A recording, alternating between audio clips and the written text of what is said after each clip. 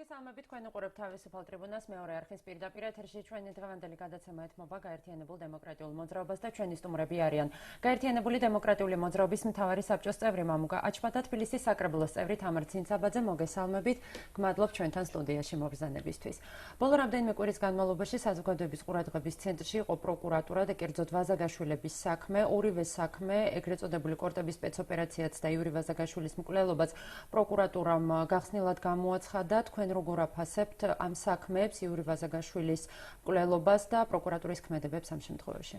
მივესალმებით ჩვენს ტელემაყურებელს, მადლობა მეორე არხის მოწვევისთვის, მადლობა იმისთვის, რომ გვაძლევთ იმის საშუალებას, რომ გამოვთქვათ ჩვენი აზრი თქვენი სტუდიიდან, მივაწოდოთ მოსახლეობაც. დავიწყოთ იქიდან, რომ პროკურატურა, რომელზეც მიდის ლაპარაკი და ესეთი აჟიტირებული გახდა ეგ თემა, ამასთან დაკავშირებით დღეს გაერთიანებული დემოკრატიული მოძრაობის პოლიტიკურმა მდივანმა ბატონ მაგი გლაბარამიძემ გააკეთა სპეციალური ბრიფინგი იმასთან დაკავშირებით, რომ დღესაც კი პროკურატურაში მუშაობენ ისეთი ადამიანები და ის ხალხი, რომლებიც 2 წლის წინ როცა სანამ მოვიდოდა ქართული ოცნება ხელისუფლებაში, გვპირდებოდნენ, რომ ისინი სამართლიანობას აღადგენდნენ და ეს ხალხი არ იქნებოდა პროკურატურაში დასაქმებული. მაგრამ აღმოჩნდა ისე, რომ ფაქტიურად იგივე ხალხი, რომლებიც განაჩენი გამოუტანა ხალხს და ფაქტიურად ხელი მოაწერა იმ დოკუმენტს, რითაც 26 მაისის მონაწილეები ფაქტიურად ციხეებში გამოამწყვდიეს სიტყვის სრული მნიშვნელობით, ეს ხალხი ისევ რჩება წამყვან თანამდებობებზე პროკურატურაში და მათი სახელი და გვარები კონკრეტულად ბატონ მაგი გლაბარამიძემ დაასახელა დღეს, რამაც მთელი ინტერნეტ სივრცე და მთელი საინფორმაციო სივრცე მოიცვა. ხოლო რაც შეეხება იური ვაზაგაშვილის მკვლელობას, დიახ ზუსტად მკვლელობას, ამასთან დაკავშირებით მინდა მხოლოდ ერთი რაღაცა ვთქვა. დაიჭირეს მკვლელი, რომელსაც წარუდგინეს ბრალი. საკითხავი არის ის, რომ თუკი იური ვაზაგაშვილის მკვლელობა მას დავალებული ჰქონდა. თუ იური ვაზაგაშვილს ის სხვა ადგილას ვერ მოკლავდა. ან ყოველ შემთხვევაში აი ამ დავალებას სხვაგან ვერ შეასრულებდა. მხედველობაში მაქვს თუნდაც სადარბაზო, თუნდაც ქუჩა, თუნდაც სხვაგან აბსოლუტურად ისეთ ადგილას, სადაც პირადად მისი შეხება შეიძლებოდა და მისი განადგურება შეიძლებოდა.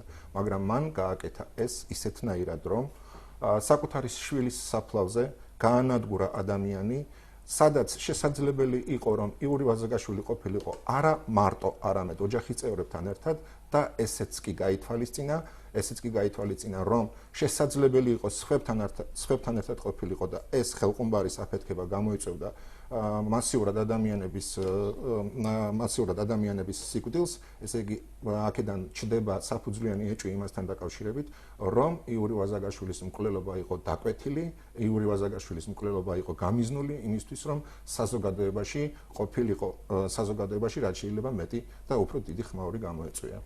ელენე, მინდა დავუმატო მამუკას ნათქვამს, რომ ნამდვილად ეს სამართლიანობა, რომ აღდგენილიყო გაცილებით უფრო ადრე და მთელი 2 წელიწადი არ ეფიქრათ იმ საქმეებზე, რომელიც იყო გახმაურებული, ან არ იყო გახმაურებული, ჩვენ უნდა გვავიწყდება ის, რომ გახმაურებული საქმეები ეს არის მხოლოდ ძალიან მცირე ნაწილი და არიან დაზარალებული და დაჩაგრული ადამიანები, რომლებსაც არ შეუძლიათ აი ესეთი ხმაურის გამოწვევა, რა იმათ სამართალი ვერ უნდა იპოვონ. და აი ბატონი იურიც როგორ ითხოვდა რამდენი ხნის განმავლობაში, რომ მიექციათ ყურადღება, თავის დროზე რო ყველაფერი გამოეძიათ, გახსნილიყო ის საიდუმლოებები, ესე ვთქვათ, რაც ამ საქმესთან იყო დაკავშირებული, მაშინ ადამიანი დღესაც ცოცხალი იქნებოდა. და არ ვიცი ახლა მამუკამ თქვა, რომ შესაძლებელი იყო გაცილებით უფრო დიდი მსხვერპლიც კი გამოეწვია, აი ვერც კი წარმოვიდგენ საერთოდ როგორ შეიძლება რომ იფიქრო იმაზე, რომ ადამიანი უნდა მოკლა და თან აი ესეთი საშინელი მეთოდი და სადისტური ნამდვილად, აი სიკვდილი თავისთავად რა თქმა უნდა მოკვდინება ეს ყოვლად გაუმართლებელი, ყოვლად დაუშვებელია და თან აი ესეთი მხეცური გზით, არ ვიცი, წარმოუდგენელია, მეც ვიტოვებ, რომ ეს საქმეც ჯერჯერობით არ არის საბოლოოდ ხო დამთავრებული ძიება ეხლა მიმდინარეობს და ისეთივე ტემპით გაგრძელდება როგორც დაიწყო სასიამოვნო არის რომ ეხლა მაინც აი ესე ტემპს ცოტათი მოუმატეს და ვიმედოვნებ იმას რომ აუცილებლად ყველა სხვა საქმესაც მიაქცევენ ყურადღებას ეხლა როდესაც ჩვენ სამართლიანობის აღდგენაზე ვსაუბრობდით და დღესაც ვსაუბრობთ, იმიტომ რომ სათანადო ყურადღება რატომღაც 2 წლის განმავლობაში ახალმა ხელისუფლებამ ამ მიმართულებით არ გამოიჩინა, ჩვენ მხოლოდ აი ესეთი საქმეები არა გვაქვს მხედველობაში. უსამართლობაა ისიც, როდესაც სოციალურად დაუცველი ადამიანი ისევ დაუცველად გრძნობს ქვეყანაში თავს, როდესაც პენსიონერს, რომელსაც შეპირდნენ, რომ პენსიას გაუზრდიდნენ, ვერ გაუზარდეს პენსია და 2015 წლისთვის 10 ლარიანი საპენსიო მატება ვერ გაიმეტეს, რომ 1 იანვრიდან მომხდარიყო. ესეც უსამართლობა არის, ხომ? უსამართლობა არის ისიც, როდესაც შენ ვარს ამბობ, აი ასეთი სოციალურად ძალიან მგრძნობიარე საკითხებში თანხების დახარჯვაზე და სამაგიეროდ, აი ახლა მე მერიის მაგალითს მოვიყვან, თბილისის მერიის ვებგვერდისათვის შეგიძლია გამოყო მილიონამდე ლარი და ვებგვერდის მომსახურებაზე დასაქმებული იყოს 32 ადამიანი, ხა თქვენ ეს წარმოგიდგენიათ, რომ ვებგვერდს საჭიროა ემსახურებოდეს ამხელა შტატი და გამივიღეთ შედეგად ის, რომ აი ამ 960.000 ლარიდან 70% მიდის ხელფასზე, პრემიებზე, დანამატებზე და დარჩენილი თანხის უდიდესი ნაწილი კიდე მივლინებებზე და ტრანსპორტის მომსახურებაზე. აი ამაზე ვლაპარაკობთ ჩვენ. ამავდროულად იგივე მერიის მაგალითს მოვიტყვან სატრანსპორტო იმისი რა ქვია თბილისის სატრანსპორტო სამსახურს 43 ადამიანი ყავს შტატში გაფორმებული და ეხლა თუ შევადარებთ ჩვენ მოცულობას, რა მოცულობის სამუშაო არის შესასრულებელი ერთ და მეორე სამსახურში, ნუ ნამდვილად ჩდება კითხვის ნიშნები, რა საჭირო არის, რომ ესეთი დიდი შტატი კონდეს ვებგვერდის მომსახურების აი იმ განყოფილებას. აი ესეც უსამართლობა არის. უსამართლობა არის ისიც, რომ კოოპერატიული ბინადმშენებლობით დაზარალებული ადამიანები წლების განმავლობაში ითხოვენ ყურადღებას და არ არის არც ერთი პოლიტიკური ორგანიზაცია, რომელიც წინასაარჩევნოდ ამ ხალხს არ პირდება, რომ აუცილებლად მიაქცევენ მათ ყურადღებას და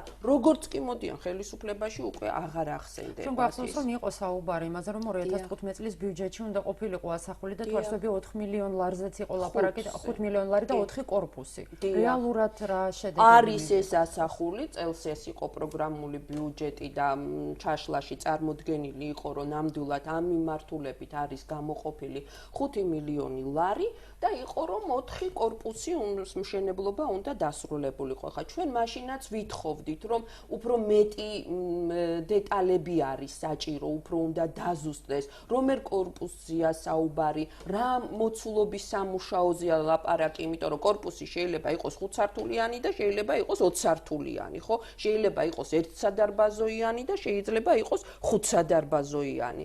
ამიტომ ეს ყველაფერი უნდა ყოფილიყო დაზუსტებული, თუმცა ბიუჯეტი ისე მიიღეს, რომ ესეთი მონაცემები ჩვენ არ გვინახავს და აი შედეგიც ახლა რამდენიმე ხნის წინ ბატონ მერთან იყო ინტერვიუ და მან თქვა, რომ 3 კორპუსს დავთავრებთო და ზუსტად იმ ადამიანებმა, რომელთანაც ჩვენ ძალიან ისეთი ინტენსიური ურთიერთობა გვაქვს, იმიტომ რომ ნუ ახლა ფაქტია, რომ ეს ადამიანები ყველანი არიან ძალიან შეწუხებულები და ბევრი ადამიანი არის, რომელიც დაავადდა საერთოდ ამითი და ნაწილი უკვე აღარც არის ცოცხალი, ხო?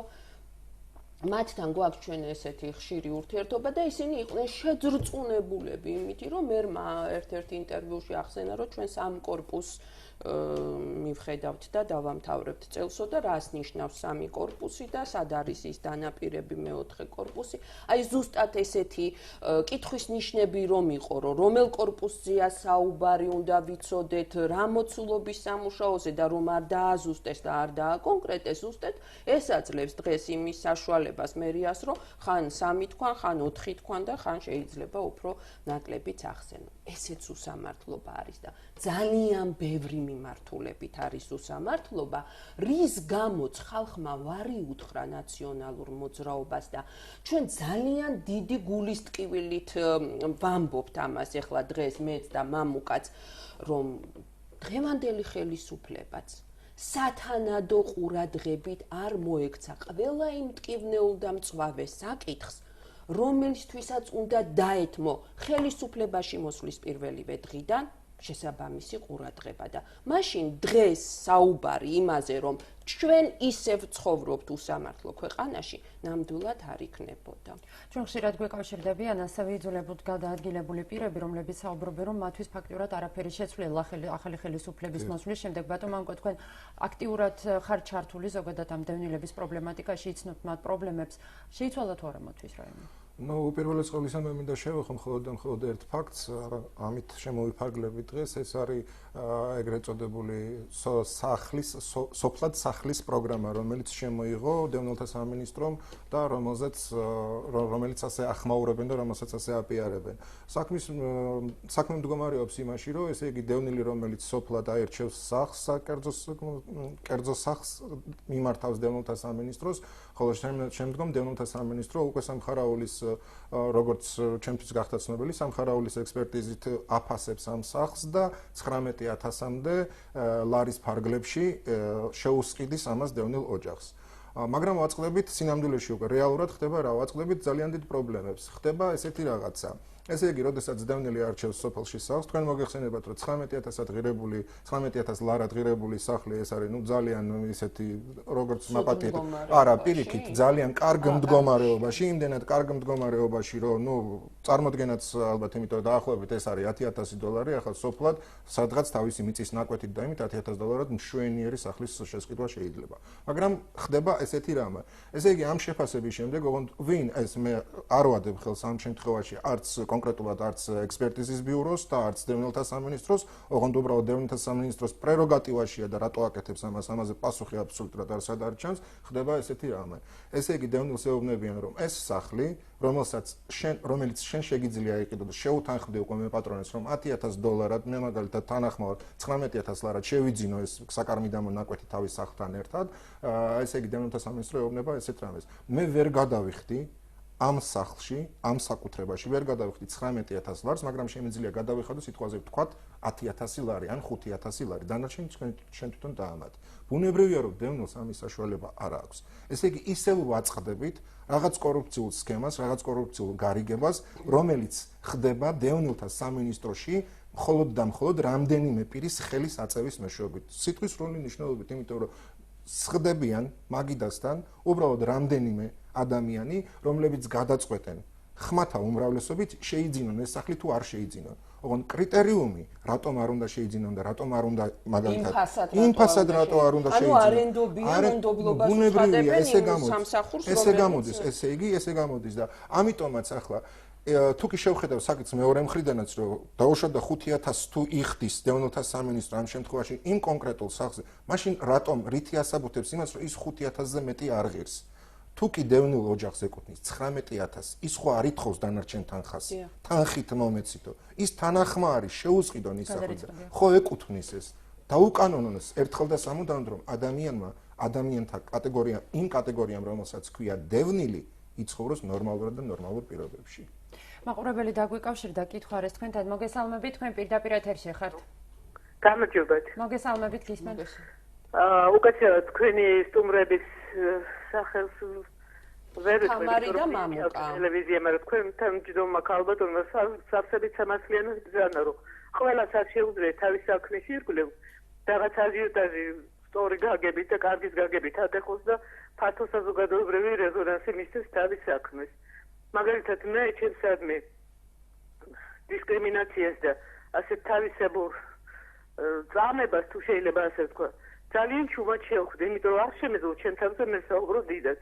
მე გახლავართ დემილი ცხინვალი და მუშაობდი სანაკოევის ადმინისტრაციაში.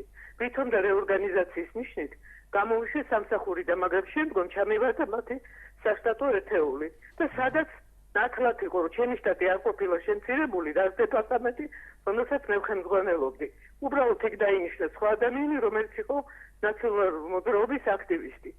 ვერ შევძელი მიუხედავად იმისა, რომ მე იურისტი გახლავართ, იმდენად ტრავმირებული ვიყავი ომის შედეგად და იმდენად ტრავმირებული ვიყავი იმის შედეგად, რომ ჩემს სახლის შემთვალწინი იწვებოდა და არ მქონდა იმის ძალა და ნება, რომ ჩემი თამი დამეცვა, რომ არ მივეცი მე ამას ფართო საზოგადოებრივი რეზონანსი. ამრიგად აღნიშნავს ის, რომ რა თქმა უნდა ჩემი წამება იმის თაობაზე, რომ მე ეს 9 წელი გავატარე იცით თითქმის შიმშილში და თითქმის ბინაში, სადაც არ იყო არასდროს გათბობა, მაგრამ ხმამაღლა ჩემ თავს უფლებას ვერ ვაძლევდი, რომ ამის თაობაზე მეთქვა. მე ველოდი და ველობით რომ წამება და ეს ტანჯვა დამთავრდებოდა. ჩემი ერთადერთი შემოსავალი იყო დევნილობის 45 ლარი და სხვა არაფერი. მაგრამ ეს ხო არ ნიშნავს, რომ ჩემნაირები და მე არ ვიყავით ტანჯვა წამებაში. და მინდა თქვა, რომ თქვენ მეორე ახზე მუშაობს ბუკულოვა, რომელსაც მიყავს ოსური გადაცემები და რომელიც სანაკოევის ადმინისტრაციაში ამბრულად შეთავსებით მუშაობს. გასაგებია, მადლობთ. უბრალოდ მე კოლეგიალობა მაინც დავიცოთ, მაინც ჩვენი კოლეგა არის ეს ქალბატონი. დიდი მადლობა ქალბატონო ზარისთვის. რა ასეთმა ადამიანებმა, ვინც აი უსამართლოდ დაკარგა სამსახური. დიდი მადლობა ქალბატონო ზარისთვის. ეს ალბათ არ ეხება არა მარტო დევნილებს, იმიტომ რომ ზოგადად ძალიან ბევრი ადამიანის პრობლემა არის უსამართლოდ სამსახურიდან განსხვავება იყო შრომის ისეთი კოდექსი იყო მიღებული ნაციონალური მოძრაობის ხელისუფლებაში ყოფნის დროს, რომ რეალურად ვერც ვერაფერში ვერ შეედავებოდი ნებისმიერ დროს შეეძლოთ ნებისმიერი თანამშრომლის სამსახურიდან გაშორება. თვითონ აი ქალბატონის ზარიც კი ახლა რაც არის იგივე ამ უსამართლობისკენ ვიყავთ. ამის ერთადერთი გამოსავალი აქედან ეს არის, რომ უნდა შეიცვალოს მთლიანად სისტემა, უნდა შეიცვალოს არჩევნების გზით. ეს არის ერთადერთი გამოსავალი, იმიტომ რომ აი უკანონობა არის ყველგან დაბუდებული, უსამართლობაა დაბუდებული და ამ უსამართლობას დღესაც ხელს აწერს ის ადამიანები, ვინც ქართული ოცნების მოსვლამდე და მოსვლის შემდეგაც დარჩნენ იმავე ადგილებზე, გადანაწილების პრინციპით უბრალოდ გადააადგილეს ისინი სხვადასხვა რაიონებში, სხვადასხვა რეგიონებში და ისევ იგივე თანამდებობებზე რჩებიან.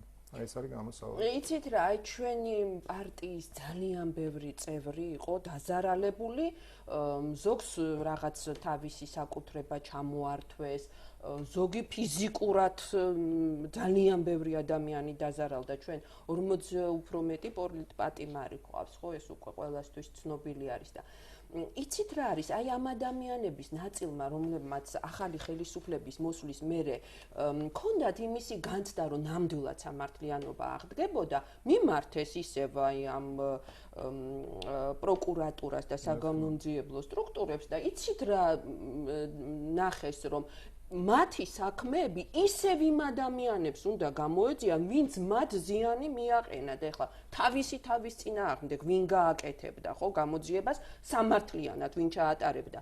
არც კი უცდიათ ისევ თაროზე შემოდეს ეს საქმეები. ამიტომ, როდესაც დღეს გიგლა ბარამიძეს ჰქონდა ბრიფინგი, მან დაასახელა ძალიან ბევრი გვარი, რომელიც ყველასთვის რო ცნობილია, როგორ საშინელებას და სისასტიკეს ჩადიოდა და დღეს ის ან იგივე თანამდებობაზეა, ან დაწინაურებული არის და რომელ სამართლიანობის აღდგენაზე შეიძლება ლაპარაკი აი ასეთ სიტუაციაში, სანამ რეჟიმი არ გასამართლდება, სანამ ყველას არ დაერქმება თავისი სახელი, იქნება ქვეყანაში ადამიანთა ის რიცხვი და ეს რიცხვი ნამდვილად მცირე არ არის, რომელიც იტყვის, რომ ჩემთვის სამართალი არ არის აღდგენილი. უბრალოდ ერთ დავამატებდი კიდევ ამ წართმევ ქონებასთან დაკავშირებით, სულ რამდენიმე დღის წინ გააკეთა ბატონმა პრემიერ-მინისტრმა განცხადება იმის თაობაზე, რომ ეს საქმეები ამ საქმეების გამოძიება დასასრულს უახლოვდება და ესე იგი თებერვლის ბოლოსთვის უკვე აშკარა გახდება ყველასთვის და ყველას მიაღწევს თავის სამართალს.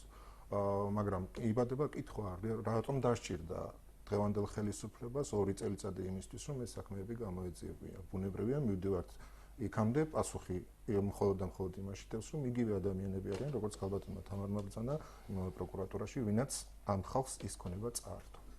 კიდევ ერთი მაყურებელი ყავს ხაზზე, მოგესალმებით, თქვენ პირდაპირ ეთერში ხართ. გამარჯობათ. მოგესალმებით, გისმენთ. მოგესალმებით, ეხლა ქალბატონი საუბრობდა დევნილებთან დაკავშირებით და შეკითხვა მაქვს, ზუსტად არ ვიცი თქვენი თემა. რაზეა, მაგრამ ესეთი შეკითხვა მაქვს, რომ ახალი კანონი ყოფილა, დევნილები თუ საზღვარს გადაკვეთავ, ამ დახმარებას ავტომატურად გიხსნიან. რომელი საზღვარი გაქვს ხდველობაში, ოკუპირებული თუ ოკუპირებული აფხაზეთიდან დევნილები ვართ 25 წელია თუ რამდენი წელი გავიდა და დიახ, სამწუხაროდ 25 წელი თითქმის არის. არა, საქართველოს საზღვარს როგორც კი გადაკვეთავ, ამ დახმარებას გიხსნიან იქამდე სანამ დაბრუნდები. და იქიდან გამომდინარე, რომ ოჯახს ძალიან უჭირს მომიწია სადაც საქართველოსთან წასვლა ცოტა ხნით და რომ დაბრუნდი, ეს დახმარება არ ჩამერიცხა. ის პერიოდი, როდესაც არ იყავით საქართველოში. თუმცა საქართველოა ის ხო, რა თქმა უნდა, საქართველოს ტერიტორია ბუნებრივია ჩვენ ამას.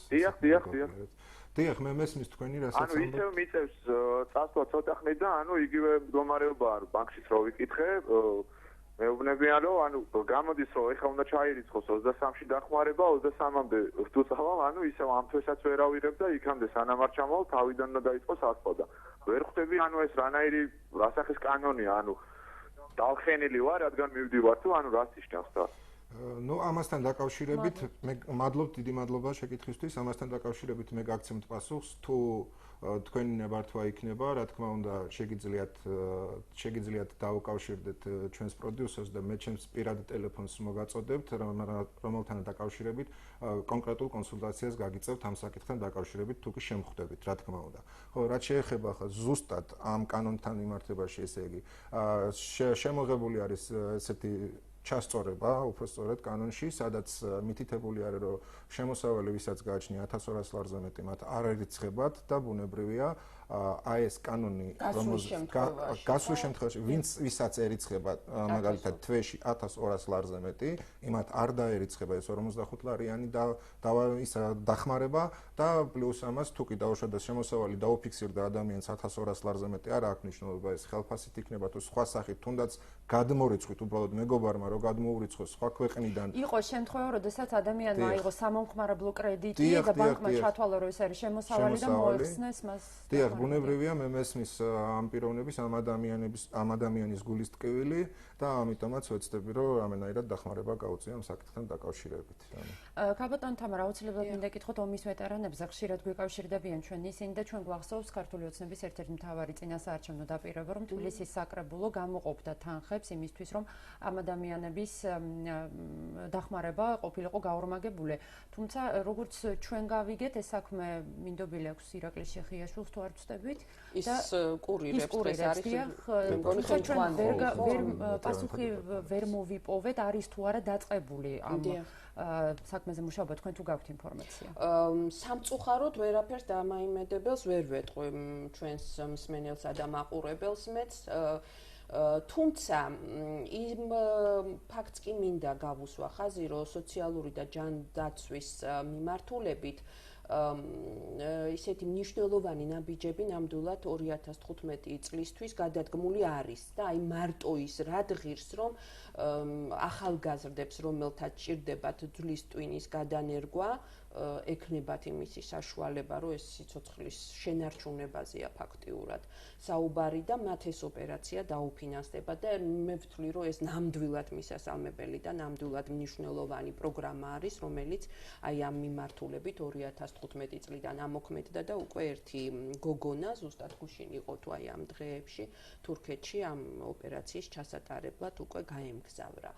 ომის ვეტერანებთან დაკავშირებით ჯერჯერობით ვერაფერს დამაიმედებელს ვერ გეუბნებით. ეხლა რაში არის იცით საქმე?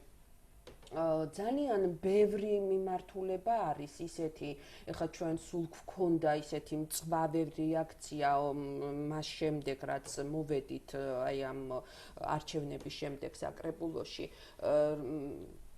განსაკუთრებით ისეთი ყურადღების ქვეშ იყო ჩვენი, აი მე მგონი ახსოვს ჩვენს მაყურებელსაც, რომ პრემიების საკითხი, დანამატების საკითხი, საკუთარ კეთილდღეობაზე უფრო ნაკლებად უნდა ვიფიქროთ და უფრო მეტი უნდა ვიფიქროთ ხალხზე. ნამდვილად შორსა ვარ მე იმ აზრისაგან, რომ ადამიანები, რომელიც შრომობენ და რომლებიც თავის საქმეს კარგად ასრულებენ, არ უნდა კონდეთ შესაბამისი ანაზღაურება, მაგრამ ჩვენ თუ შევადარებთ ქვეყნის მოსახლეობის უდიდეს ნაწილს, როგორი შემოსავალი აქვს და ადამიანები არიან, რომელიც საარსებო მინიმუმსაც კი არ ღებულობენ. აი ახლა თქვენ წარმოიდგინეთ, რომ ჯერ ის საარსებო მინიმუმი არის თუ არა საარსებო მინიმუმი, ხო, ესეც ძალიან დიდი კითხვის ნიშნის ქვეშ, რა თქმა უნდა, მით უმეტეს დღეს. მანამდეც არ იყო ალბათ და ცდებოდა ამას. და თქვენ წარმოიდგინეთ, რომ აი ამ 150 ლარსაც ვერ ღებულობს ადამიანი და ამ დროს არის თანამშრომელი, მერიის იქნება თუ ნუ არა აქვს მნიშვნელობა სახელმწიფო სტრუქტურაში, რომელიც ამბობს, რომ მე ძალიან ბევრს ვშრომობ და ჩემთვის 3000 და 5000 ცოტაა და მე უფრო მეტი უნდა მქონდეს. აი, უბრალოდ წარმოუდგენელია, იცით, ესეთი რაღაცა. ჩვენ ვქონდა ძალიან მწვავე რეაქცია 2014 წლის განმავლობაში მერიის მიერ ჩატარებულ ტენდერებთან დაკავშირებით და ერთგვარ ტრადიციად დაამკვიდრა მერიამ ის რომ ერთ პირთან მოლაპარაკების გზით ფორმდებოდა ხელშეკრულება და ამისი კატეგორიული წინააღმდეგი ვიყავით. რატო ვიყავით? ახლა ეს უბრალო ახირება არ არის, იმიტომ რომ კონკურენციას სპობს აი ერთ პირთან მოლაპარაკებით, როდესაც ფორმდება ხელშეკრულება. ეს არის ძალიან მანკიერი მეთოდი, მოკლედ რომ ვთქვა და კორუფციას უწყობს ხელს, ახლა არ მინდოდა ეს რომ მეთქვა. მურაც ფაქტია. ამიტომ ვიყავით, რა თქმა უნდა, ამის წინააღმდეგი და სულ იყო მათი მხრიდან ესეთი პასუხი, რომ იცით, აი ვერ ვასწრებთ, იმიტომ რომ მოვედით წლის შუაში და 2015 წლიდან რა თქმა უნდა ეს არ იქნება და დადგა ახლა ეს 2015 წელი და ზუსტად იგივე ტენდენცია გრძელდება. როგორც იყო 70% ტენდერებისა იშლებოდა და მე საკრებულოსგან ითხოვდა მერია, რომ მიეღოთ დასტური იმაზე, რომ გამარტივებული წესით ჩატარებულიყო ტენდერი და უკვე მერიის გადასაწყვეტი იყო ეს გამარტივებულად ჩაატარებდნენ ახალ ტენდერს თუ ერთ პირთან მოლაპარაკების გზით წავიდოდნენ და თითქმის 100% შემთხვევაში, ну აი ვთქვათ 99, იმიტომ რომ შეიძლება იყო რაღაცა ერთი ან ორი შემთხვევა მიდიოდნენ ერთ პირთან მოლაპარაკების გზით. და ფაქტიურად შეიძლება ითქვას, რომ დაშანტაჟებული იყო საკრებულო, იმიტომ რომ იქ არის მაჟორიტარი თუ არ მისცემდა ამას ხმას, მე იქ მომრჩეველს ეთყოდა, რომ აი მაჟორიტარებმა რომ ხარი არ დაუჭირეს, ამიტომ ეს ჩავარდა და მოკლედ. იქივე გრძელდება. დღესაც ზუსტად იგივე სურათი არის. ტენდერებთან დაკავშირებით არის უმძიმესი მდგომარეობა. აი მაგალითისთვის მინდა მე ახლა ვთქვა, რომ გამწვანების სამსახურმა ჩაატარა ტენდერი, რაც ძალიან ბევრ კითხვის ნიშანს ბადებს და ამიტომ ჩვენმა ფრაქციამ მივიღეთ გადაწყვეტილება, რომ ორშაბათს 16 თებერვალს ჩვენ მოვიწვიეთ ამ სამსახურის წარმომადგენლები 12 საათისთვის, გვექნება მათთან შეხვედრა და ყველა იმ კითხვაზე, რაც კი გაჩნდა ჩატარებულ ტენდერებთან მიმართებაში, ჩვენ უნდა მივიღოთ მათგან ამომწურავი პასუხი და მე ვნახავთ შედეგებს აუცილებლად ჩვენ მოსახლეობას მოვახსენებთ. ესეც უსამართლობა.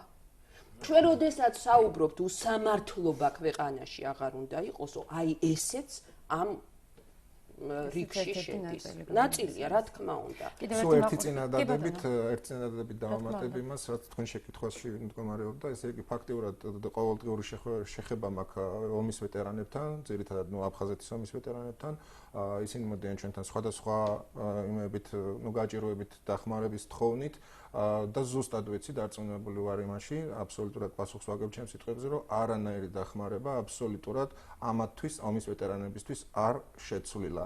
და უპირველესი დაპირება, რაც ქართულმა ოცნებამ ომის ვეტერანებს მისცა, ის დაპირება არ შეასრულა. ყველაზე მთავარი რაც არის, ამ ქართული ოცნების ხელისუფლებაში მოსვლის შემდეგ, ზუსტად რომ აი ამ კანტორის ჭალებში, ამ კანტორის ხელმძღვანელად დაინიშნა შიხიაშვილი, რომელმაც აფხაზეთის ომის ვეტერანები და თან არა რიგითები, არამედ საკმაოდ მაღალი წოდების ოფიცრები გაანთავისუფლა ომის ვეტერანთა დეპარტამენტებიდან და დღეს ისინი სახლში ზიან ბლოკმარკურის გარეშე. მაყურებელი ყავს ხაზზე, დავით, რა გადაცემის მეორე ნაწილზე გადავიდოდეთ, მოვასწრებთ მის შემოყვანას. მოგესალმებით, თქვენ პირდაპირ ეთერში ხართ. შილო, საღამო მშვიდობისა ყველას მოგესალმებით. ჯერ ისაც ხალბატონ ნინოს მე ძალიან პატივს ვცემდა, მაგის წევრი მინდოდა გავხდარიყო მაგის პარტიის წევრი და ეხლა გიგლა ბატონი გიგლა რო გავიგე აღარ ვიცი მოთმინება აღარ მყოფნის რომ მივაკითხო სად არის მაგათი ოფისი რომ გავწევრიანდე შვილო. ეგ ჩვენთან მესხეთში იყო გუბერნატორად და ძალიან ძვირფასი პიროვნება არის მე ჩვენ მრავალშვილიანებს даже მრავალშვილიანებსაც კი არ ვაკლებდა ყურადღებას ყველა დღესასწაულებს პატიჟებდა და ძალიან გული დაგვწყვიტა მაგისმა იქიდან წამოსვლამ. ეხლა მიხარია რომ გამოჩნდა საქართველოს აყვავდება მაგნაირი პიროვნებებით და საერთოდ ძალიან გთხოვთ რომ აი სად მივაკითხო. კი ბატონო, მოგახსენებთ ჩვენი პარტიის გაერთიანებული დემოკრატიული მოძრაობის ცენტრალური ოფისი მდებარეობს აბულაძის 8 ნომერში. კონკრეტულად რო აგიხსნათ, ეს არის ჭავჭავაძეზე ეკლესიის უკანა მხარეს მდებარე ქუჩაზე. ეს არის აი პატარა სამებას რო ეძახიან. აბულაძის 8 ნომერი. მობრძანდით, დიდი სიამოვნებით დაგელოდებით. ჩვენს ეთერში რეკლამის დრო, რეკლამის შემდეგ გამაგრძობთ საუბარს. მაყურებელს შევახსენებ, რომ დღევანდელი თავისუფალი ტრიბუნა ეთმობა გაერთიანებულ დემოკრატიულ მოძრაობას. არ გადართოთ, ჩვენ სულ მალე დაბრუნდებით ეთერში.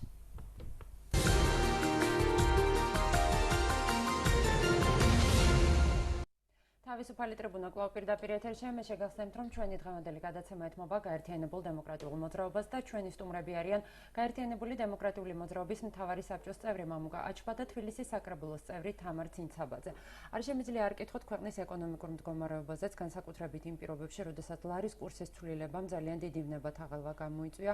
ამას დაემატა ის ინფორმაცია, რომ ლარში აღებული სესხი სავარაუდოდ პროცენტულად გაძვირდება. თქვენი აზრით, რას ასახავს ეს პროცესები ჩვენს ქვეყანაში?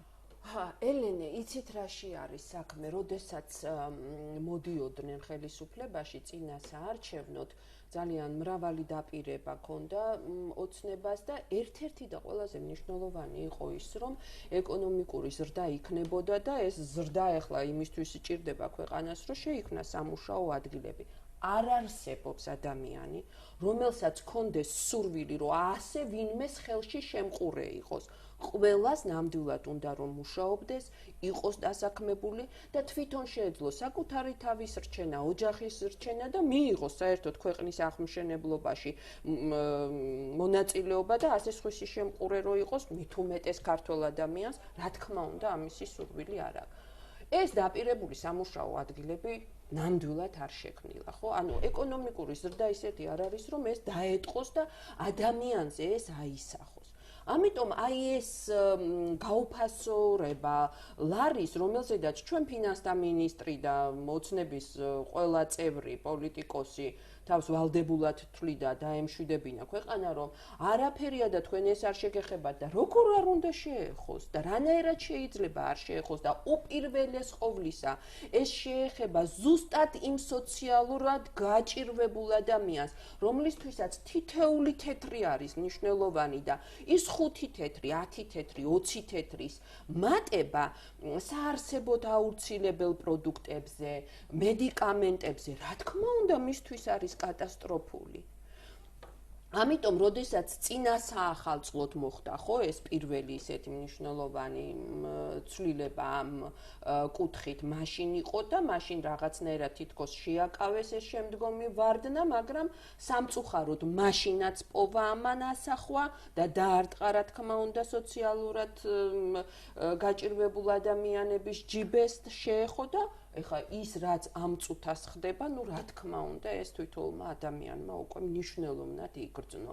იცით რა არის? აი ის ნაბიჯები, რაც დღეს გადაიდგა, ხო, რომ უკვე რაღაცნაირად თითქოს ეროვნულმა ბანკმა გადადგა ის ნაბიჯი, რომ ამ ხრივ ეს ვარდნა აღარ გაგრძელდეს.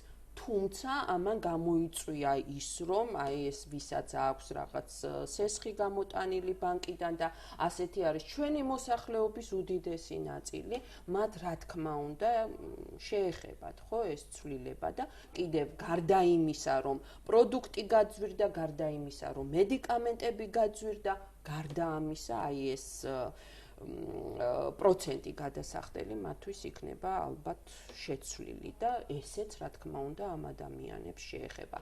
ანუ იცით რაში არის საქმე? როდესაც ოცნების წარმომადგენლები ამბობენ, რომ ეს ადამიანებზე არანაირ უარყოფით გავლენას არ იქონიებს, ისინი ნაწილობრივ არ ცდებიან, იმიტომ რომ მათზე ეს რა თქმა უნდა იმდენად არ აისახება, ვისაც მაღალი ანაზღაურება აქვს, რა თქმა უნდა მას ეს იმდენად არ შეეხება, მაგრამ ყველა იმ ადამიანზე და დღეს ეს არის ჩვენი ქვეყნის უდიდესი ნაწილი, რა თქმა უნდა ეს ძალიან მძიმე ასახვას პოვებს. ამიტომ ოცნებამ შეასრულოს თავისი დანაპირები და ჩვენ ისევ უსამართლობასთან მივედით, ხომ? ესეც უსამართლობაა. ჯინის კოეფიციენტი, რომელიც ასახავს აი იმ კატასტროფულ სხვაობას ერთი მხრივ ძალიან მცირე ადამიანებსა და უდიდეს ნაწილს ქვეყნის მოსახლეობისა, რომელსაც აქვს ძალიან დაბალი შემოსავალი და მცირე ნაწილს, რომელსაც აქვს მაღალი შემოსავალი. აი ეს ჯინის კოეფიციენტი ჩვენს ქვეყანაში არის ძალიან მაღალი. ფაქტიურად ორჯერ უფრო მეტი არის ვიდრე ევროპულ ქვეყნებში და აი ზუსტად უსამართლობაა, ხო? რატომ არის ესე? იმიტომ რომ სამუშაო ადგილები არ არის. აი ამას უნდა მიხედონ აუცილებლად. უსამართლობაზე ჩვენ ყოველთვის კიდევ გვახსენდება იპოთეკით დაზარალებული ადამიანები, რომლებიც დღემდე აცხადებენ, რომ მათთვის არაფერი შეცვლილა და ის დანაპირები, რაც ჰქონდა ხელისუფლებას, არ ასრულებულა. ეს ადამიანებიც ახლა მათი ძალიან დიდი ნაწილი ასეთ მდგომარეობაში რატო აღმოჩნდა, იმიტომ რომ ნაციონალური რეჟიმის დროს ისინი იძულებულები იყვნენ, რომ იმისთვის, რომ საკუთარი სიცოცხლე შეენარჩუნებინათ ავადმყოფობის გამო, ხო, ან ახლობლების ავადმყოფობის გამო ისეთი ფინანსური პრობლემები შეექმნათ, რომ იძულებული იყვნენ, რომ აეღოთ ესეთი სახის სესხი და ჩვენ სულ ძალიან კარგად გვახსოვს, რა რაოდენობის ადამიანი იყო, უსამართლოდ დაჭერილი და მათთან გაფორმებული იყო საპროცესო შეთანხმება და აი საიდან უნდა მოეტანა ამ ხალხს ეს ფული. და იძულებული იყვნენ, რომ ისევ ესეთი სახის სესხი აეღოთ. ეხლა რა დააშავეს ამ ადამიანებმა ის, რომ აი ესეთი სახის რეჟიმი იყო და აი ამ პირობებში მოუწიათ ცხოვრება, იმიტომ აღმოჩნდნენ ისინი ამ მდგომარეობაში და მათ წინაშეც აუცილებლად ისინიც ითხოვენ და სრულიად სამართლიანად, რომ უნდა აღდგეს სამართლიანობა ამ მიმართულებით. ბატონო, ამგვარად თქვენ აღნიშნეთ, როდესაც ვაუბრობდით სამართლიანობის აღდგენაზე, რომ პრემიერ-მინისტრმა განაცხადა, რომ თებერვლიდან აღდგება ნაწილობრივ ეს პროცესი და საქმე ეხება ქონება ჩამორთმეულ ადამიანებს. თქვენი აზრით, თუ კი არ დაინიშნება ვადამდელი საპარლამენტო არჩევნები, დარჩენილი 1 წლის განმავლობაში რამდენად მოესწრება ეს პროცესი? ამის ძნელი სათქმელია, მით უმეტეს, როდესაც პრემიერ-მინისტრი ესეთი მაღალი რანგის პიროვნება აცხადებს იმას, რომ ეს ფაქტიურად ეს საქმეები უკვე გამოძიებულია და თებერვლის ბოლოდან უკვე დაიწყება ქონებრივი სამართლიანობის აღდგენა, რომლითაც ფაქტიურად რო გითხრათ, პირდაპირ გეტყვით, რომ მე არ მჯერა, იმიტომ რომ ერთადერთი სამართალი, ქონებრივი სამართალი, ვისთვისაც აღდგა, ეს არის ბატონი ბიძინა ივანიშვილი და საქართველოს დანარჩენი მოსახლეობის არავისთვის არ აღმდგარა, იმიტომ რომ მან დაიბრუნა წართმეული ქონება ერთადერთმა პიროვნებამ 2 წლის განმავლობაში და ნუ თუ ერთი ადამიანი მაინც კიდევ არ დაემატა იმას და ვერ შეძლო ქართულმა ოცნებამ თუნდაც ერთი ადამიანისთვის მაინც დაებრუნებინა წართმეული ქონება. ამის უამრავი მაგალითები არის, უამრავი ხალხი არის ისეთი, რომლებსაც წაართვეს ქონება და დღემდე სასამართლოებში დარბიან, მაგრამ ვერ მიუღწევიათ სამართლიანობის აღდგენისთვის, მხოლოდ და მხოლოდ იმ ერთი მოტივით, ისევ ვიმეორებ, რომ იგივე ადამიანები მუშაობენ იმ პროკურატურაში და იმ საგამომძიებლო თუ სასამართლო ორგანოებში, რომლებმაც მათ ჩამოართვეს ქონება. უპირველეს ყოვლისა, ქართულმა ოცნებამ 2 წლის განმავლობაში ვერ შეძლო ის საკადრო ცვლილებები განეხორციელებინა, რომ თუნდაც ეს ხალხი ჩამოეშორებინა პროკურატურას და სასამართლოებს. კიდევ ერთი მაყურებელი ყავს ხაზზე, მოგესალმებით, თქვენ პირდაპირ ეთერში ხართ. იცით რა, ცხოვრობთ ყოფილი სასოფლო ინსტიტუტის საერთო საცხოვრებელში. ცხოვრობთ დევნილები, თანამშრომლები მაშინდელი უფროსობის თანხმობით და არიან კიდე დარჩენილი სტუდენტებიც. გვაქვს ასეთი მდგომარეობა, არ არის ბინა დაკანონებული, ეკუთვნის ეკონომიკის სამინისტროს. რომ არ არის დაკანონებული, შესაბამისად არ გვაქვს არანაირი პირობები. მრიცხველი გვაქვს საერთო. ეს მრიცხველი საერთო ისეთ ამბავს გვიქმნის, რომ აი შეიძლება მკვლელობა მოხდეს, აქ ისეთი ამბავია.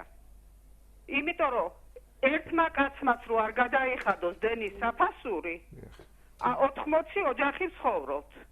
მაშინ მთლიანად გინდა გადაიხადე, გინდა არა, შეიძლება დენი გაგვეთიშება. სულ ყველას გაეთიშება. ყველას გაგვეთიშება. არა გვაქვს გაზი, ვის არ მივმართეთ. არჩევნებისთვის ყველა გვპირდება, კი, აუცილებლად დაგვიკანონდება. ჩვენნაირი ხალხი იქით კორპუსებში დააკანონეს ნაციონალებმა. მაგრამ ჩვენ არ დაგვიკანონეს, იმიტომ რომ ვიცით ჩვენ ისე კულვარებიდან რომ ეგ უნდოდა სააკაშვილის დედას ჩვენი კორპუსი. შავი ზღვის უნივერსიტეტის გვერდზეა და იმიტომ. ხო და დავრჩით ჩვენ ასე. დღემდე ვართ გაწამებულები, აი ვის არ მივმართეთ. იქნებ გითხრა დაგვაკვალიანო, თუ არის კიდე ვინმე. მადლობთ. ამ კონკრეტულ შემთხვევაში რა თქმა უნდა ძნელია რა პირდაპირ ესეთი რეცეპტის გამოწერა ამაზე რომ რამე გამოსავალი ვიყოთ, მით უმეტეს როდესაც ეკონომიკის სამინისტროს ბალანსზე არის კორპუსი, იმიტომ რომ ესეთ მრავალი შემთხვევა ესეთი როდესაც ეკონომიკის სამინისტროს ბალანსზე მყოფი კორპუსები უკვე ფაქტიურად ეკონომიკის სამინისტროს შეუძლია გაიტანოს აუქციონზე და გაყიდოს თავისუფლად, ამას არანაირი პრობლემა არ აქვს, იმიტომ რომ ამის საკანონმდებლო ბაზა შექმნილი აქვს საქართველოში და დღევანდელ ხელისუფლებას ეს გააჩნია, ამის უნარი გააჩნია ფაქტიურად.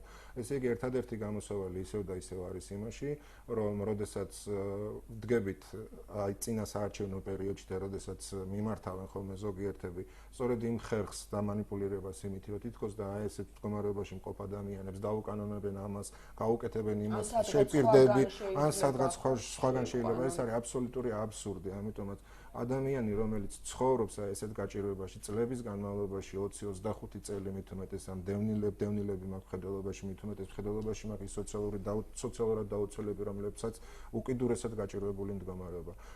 ერთადერთი გამოსავალი ის, რომ საარჩევნო ყოფთან რაც ამედიან, მაშინ ურავის დაპირებას მიაქცევენ ყურადღებას, თავიანთი საკუთარი არჩევანი გააკეთონ იმის სასარგებლოდ, ვინც მათ მოუტანს სიკეთეს. ეს არის გამოსავალი. კიდევ ერთი მაყურებელი გველოდება, მოგესალმებით, თქვენ პირდაპირ ეთერში ხართ. მშვიდობის. მოგესალმებით. დევნილებთან დაკავშირებით მაქვს ესეთი შეკითხვა შეიძლება. ჩემს სახელზე ფიქსირდება ქონება. შეძენილი მაქვს ბინა. და მეუბნებიან რომ მე ვარ მესამე ეტაპი. და თუ შეიძლება განვიმარტეთ რას ნიშნავს ეს მესამე ეტაპი და დევნილებმა რომლებმაც ვიწვალეთ, რაღაც შევიძინეთ, რატომ არ გვეკუთვნის სახელმწიფოსთან თანადგომა. და საერთოდ გვეკუთვნის თუ არა რაიმე, ჩვენ როგორც მესამე ეტაპს და საკუთრება ვისაც გვაქვს და კი პასუხებთ ქალბატონო, დიდი მადლობა შეკითხვისთვის. ესე იგი ფაქტიურად წარმოვიდგინოთ, რომ როდესაც 250,000 ადამიანმა გადმოკვეთა საზღვარი, ადმინისტრაციული საზღვარი და დევნილის სტატუსი მოგვანიჭეს ჩვენ აქ საქართველოს ტერიტორიაზე, საქართველოს დანარჩენ ტერიტორიაზე, მაშინ ყველანი დამეთანხმებით იმაში, რომ ცარიელ-ტარიელები ვიყავით გადმოსული. ჩვენ თუ ვიშოვეთ რამე, ჩვენი საკუთარი შრომით, ჩვენ თუ შევიძინეთ რამე, რატომ უნდა იყოს დაკანონებული დღეს საქართველოში საქართველოს ხელისუფლების მიერ, თუნდაც იმ წინა ხელისუფლების მიერ, რომელსაც ნაციონალური მოძრაობა ერქვა და თუნდაც ამ ხელისუფლების მიერ, რომელსაც ქართული ოცნება ქვია და აგრძელებს იგივე კანონებით მუშაობას, დევნილები დაყოფილი სამ კატეგორიად. პირველ კატეგორიაში თუ კი შედიან ის დევნილები, რომლებმაც ვერაფერი ვერ შეიძინეს და უკიდურესად გაჭირვებულ მდგომარეობაში არიან, რომელთაც არ გააჩნიათ საცხოვრებელი ფართები. მეორე კატეგორიაში შედიან ისინი, რომლებიც ცხოვრობენ უკვე რომელიმე ჩასახლებაში და აქვთ ძალიან ცუდი მდგომარეობა და დაკანონებული არ აქვთ და უკანონებენ მაგათ და მესამე კატეგორიაში იმათ ვინც შეიძინეს რაღაცა და ამის გამო უკვე გადაიყვანეს მესამე კატეგორიაში. მაგრამ აქ გასათვალისწინებელი არის კიდევ ერთი სქემა, რომელიც დევნილთა სამინისტროში მუშაობს. ეს არის ესეთი რამე, თუ კი ადამიანი, აი თუნდაც ამ ჩასახლებებში, რომლებსაც დაკანონებული არ აქვს და მუშაობს და იღებს თუნდაც დღიურ სარჩოს 3 ლარიან სამსახურზეც კი არის თანახმა, ელემენტარულად გამყიდველად მუშაობს და იღებს 3 ლარს. ის გადაყავთ უკვე მეორე კატეგორიაში. ესე იგი, ქულობრივი მინიჭების საფუძველი, რომელიც გააჩნია დევნილთა სამინისტროს, არის აბსოლუტურად უსამართლო, აბსოლუტურად გაუგებარი. პირველი დღიდანვე უკვე წლებია ამას გავიცეთ, რა კატეგორიით, როგორ, რანაირად ხდება ქულების მინიჭება. ამის გასაჯაროებას ვერ მივაღწია ვერანაირად დევნილთა სამინისტროსგან. მივმართე წერილით, მივმართე რამდენჯერმე, რომელ წერილებზეც პასუხსაც კი აღარ გვცემენ. და ყველაზე სამწუხარო ის არის, რომ კატეგორიებად დაყოფილი დევნილებისთვის ისედაც ფსიქოლოგიური ტრამვა, რომელი იქნება პირველი, მეორე თუ მესამე კატეგორიისა და რას როდის მიიღებ, ან გეკუთვნის თუ არა და ამ ხელისუფლებისგან მიიღებ რამეს თუ არა, ეს უკვე ერთ პიროვნებაზეა დამოკიდებული. იმ პიროვნებაზე, რომელმაც ხათრით აგვარჩევინა პარლამენტიც, ხათრით აგვარჩევინა პრეზიდენტიც და ხათრით დაგვენიშნა ხელისუფლება. ჩვენ რამდენიმე წამი დაგვჭირდა, ამიტომ შემაჯამებელი კითხვა მინდა დაგისვათ. ექსპერტები, პოლიტიკოსები და ხელისუფლების ხოთი შორის რამდენიმე წარმომადგენელიც უკვე ღიად საუბრობს იმაზე, რომ 2015 წელი საკმაოდ მძიმე იქნება ქვეყნისთვის. თქვენი პროგნოზი როგორია და დავუშვათ რითი შეგიძლიათ დააიმედოთ თქვენი ამომრჩეველი, თქვენი მაყურებელი და ჩვენი მოსახლეობა?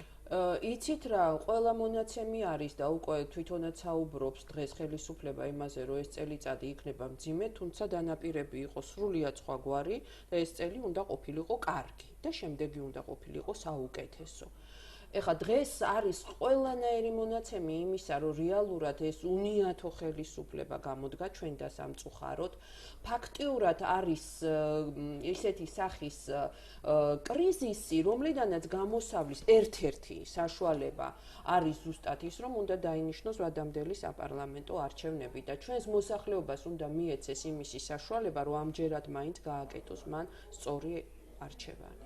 რა თქმა უნდა, უპირველეს ყოვლისა გამოსავალი ამ მდგომარეობიდან არის ის, რომ დაინიშნოს ვადამდელი არჩევნები და დარწმუნებული ვარ, იმედი გვაქვს ჩვენს ძალას, გაერთიანებულ დემოკრატიულ მოძრაობას, რომ ჩვენ მოვართ ხელისუფლებაში უკვე საკმაოდ მძლავრად, საკმაოდ დიდი უმრავლესობით, რომელშიც ეჭვი არ გვეპარება და მივაღწევთ იმ სამართალს და სამართლიანობას აღვადგენთ საქართველოში, რაც თითოეული მოქალაქისთვის არის ძალიან მნიშვნელოვანი.